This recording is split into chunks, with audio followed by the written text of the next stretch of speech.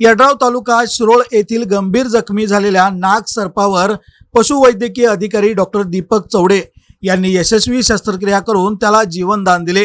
उपचारानंतर सर्पाला त्याच्या नैसर्गिक अधिवासात सुरक्षितपणे सोडण्यात आले।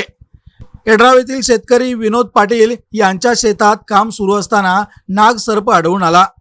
सर्प दिसताच परिसरात काही काळ भीतीचे वातावरण निर्माण झाले होते। याची माहिती मिळताच सर्पमित्र फिरोज अपराध घटनास्थळी दाखल झाले। त्यांनी कोणतीही इजा न होता नाग सर्पाला काळजीपूर्वक पकडून बाहेर काढले। मात्र सर्पाची तपासणी करताना त्याच्या पोटावर मोठी जखम असल्याचे निदर्शनास आले।